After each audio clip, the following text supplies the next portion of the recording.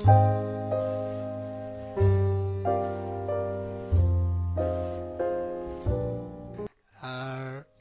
আমি বলতে যাচ্ছি যে যখন আমরা একটা কোর্স সিলেক্ট করব, তখন সিটি বা ইউনিভার্সিটির যে গুরুত্বটা সেটা নিয়ে। তো অ্যাট ফার্স্ট বলি যে কেন ইউনিভার্সিটিটা কেন ইস্যু। প্রথমে আমাদেরকে দেখতে হবে যে ইন্টারন্যাশনাল কোলাবোরেশনসটা আমাদের, আমি যে ইউনিভার্সিটিতে যেতে চাই তার ইন্টারন্যাশনাল কোলাবোরেশনগুলো কেমন। তো সেটা আর সেকেন্ডলি আছে যে ইন্টারন্যাশনাল স্টুডেন্টদের মানে কেমন, কত হাজার স্টুডেন্ট বা কত লাখ স্টুডেন্ট ওদের ইন্টারন্যাশনাল স্টুডেন্ট পড়াশোনা করে ওদের ওই ইউনিভার্সিটিতে, সেটা। তো এই দুইটা ইনফরমেশন আমরা মূলত জানতে পারবো ভার্সিটির হোম পেজে, অথবা অনেক সময় উইকিপিডিয়া থেকে পাওয়া যায়। তো আর এই দুটা জিনিস আমাদের জন্য জানা ইম্পর্টেন্ট, কারণ হচ্ছে এটা থেকে আমরা বুঝতে পারতেছি যে ইউনিভার্সিটিটা কতটুকু ইন্টারন্যাশনাল স্টুডেন্টদের জন্য কতটুকু ওপেন, ইন্টারন্যাশনাল স্টুডেন্টদের অপরচুনিটিটা ওই ইউনিভার্সিটির থেকে কতটুকু ওপেন। আচ্ছা, আর নাম্বার 3 হচ্ছে যে আমাদের যে ইউনিভার্সিটিটা তাদের আবার কোলাবোরেশন থাকবে বিভিন্ন কোম্পানি এবং রিসার্চ ইনস্টিটিউটগুলোর সাথে, যেমন ম্যাক্স প্লাঙ্ক বা এরকম আরও অনেক বড় বড় রিসার্চ ইনস্টিটিউটের সাথে ওদের কোলাবোরেশন থাকে, এবং বড় বড় কোম্পানিগুলো BMW, অডি এদের সাথে। তো এইসব ইম্পর্টেন্ট কারণ হচ্ছে আমরা তখন জানতে পারতেছি, একটা স্টুডেন্ট হিসেবে জানতে পারতেছি যে আমি এখানে যখন আমার ইন্টার্নশিপে আমাদের মাস্টার্স কোর্স করার সময় ইন্টার্নশিপ অবশ্যই একটা করা দরকার। সো ইন্টার্নশিপ অ্যাভেলেবিলিটিও অনেক বেশি, যত বেশি কোম্পানি এবং রিসার্চ ইনস্টিটিউটের সাথে কোলাবোরেশন থাকবে।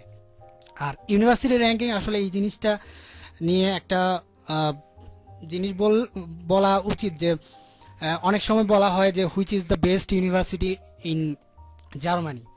Actually, there is no best university in Germany, because জার্মানির সব ইউনিভার্সিটি একই লেভেলে। জাস্ট এখানে আমাদের এই জন্য র্যাঙ্কিংটা জানা দরকার যে আমি যেই সাবজেক্টটাতে পড়বো সেই সাবজেক্টটা অনুসারে আমার ইউনিভার্সিটি র্যাঙ্কিংটা দেখা যেতে পারে। তো সো এটা যদি আমরা এটা দেখা জরুরি এই জন্য যে আমাদের ওই সাবজেক্ট রিলেটেড হিউই বা ফান্ডিং, স্কলারশিপ, এইসব জিনিসগুলা ইনফরমেশনগুলো আমরা পেতে সুবিধা হবে। আর কিছু ফ্যাক্টর আছে যেগুলা খুব বেশি জানাশোনা না করলেও চলে।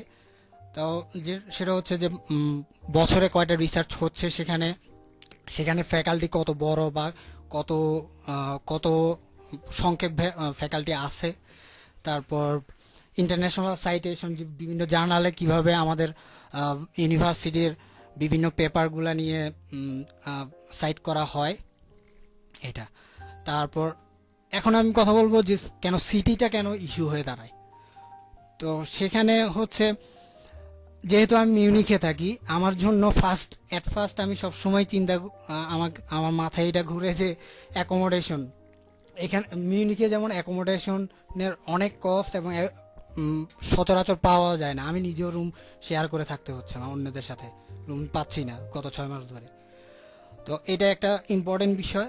আর একটা জিনিস হচ্ছে পার্ট টাইম অড জব কীরকম পাওয়া যায়, এবং সেটা জার্মান জানা থাকুক বা অল্প স্বল্প জানা থাকুক, বা কোনো জার্মান ছাড়া ইংলিশ বেসিসে কিছু অড জব পাওয়া যেতে পারে।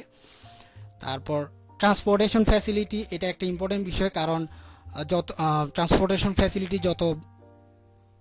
অনেক ক্ষেত্রে দেখা যায় যে মিউনিখে যেমন তারা এমফাফা অফিসে ওরা প্রচুর টাকা আমাদের থেকে নেয়, যেটা অন্য স্টেটে আমি যেটা শুনছি যে ওদের অত বেশি সেমিস্টারে একটা টিকিট দিয়েই পুরো 6 মাস ওরা চলতে পারে, যেটা আমাদের ক্ষেত্রে মিউনিখে হয় 60 ইউরো করে মিনিমাম। আর ইন্ডাস্ট্রিয়াল জোন একটা বিগ ইস্যু, যে যত বেশি ইন্ডাস্ট্রিয়াল জোন থাকবে আশেপাশে, সেটা আমাদের জন্য ভালো, কারণ তখন আমরা সেমিস্টার ব্রেকে জব করতে পারবো। যেমন অডি অডি ফেরারি, অডি, বিএমডব্লিউ এইসব কোম্পানিতে আমাদের জন্য পার্ট টাইম কিছু জবের অপরচুনিটি থাকে সেমিস্টার ব্রেকে। তারপর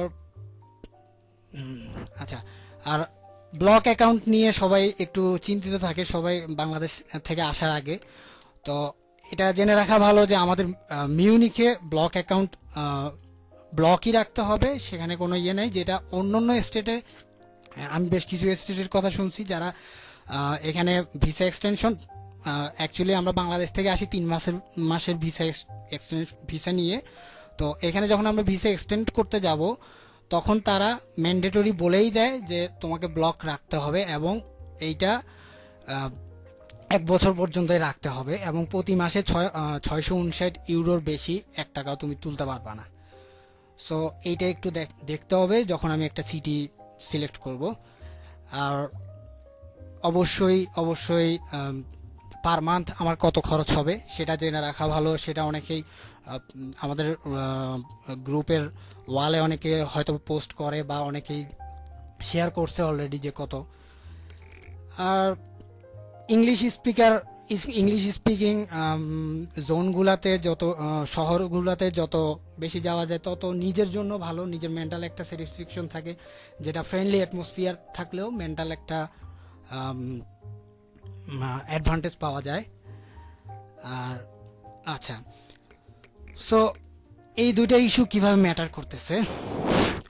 সাবজেক্ট ইস্যু যদি হয় তখন আমাদেরকে প্রথমে দেখতে হবে যে ইউনিভার্সিটি, তারপর আমরা সিটি। কারণ প্রথমে দেখা যাবে যে অনেক সাবজেক্ট সেটার দুইটা ইউনিভার্সিটি অফার করতেছে, কিন্তু বেটার র্যাঙ্ক, এটা নর্মাল আমার মতে আর কি, যে নর্মালি ইউনিভার্সিটি আমার চোখের পড়বে যে ইউনিভার্সিটি কোন ইউনিভার্সিটির র্যাঙ্কিংটা একটু বড়। আর সাথে আছে যে এরপরে হচ্ছে আমি সিটিটা সিলেক্ট করব।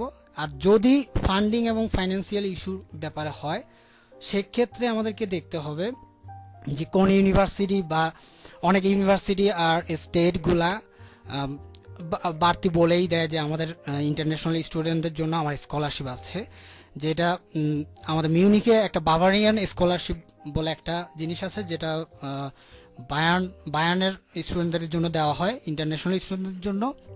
আর আমি শুনেছি যে বখুম, সেখানে আবার নাকি স্টুডেন্ট মাস্টার্সে এনরোল করতে পারলে নাকি ইয়ে হয়, আমার পরিচিত একজন আছে।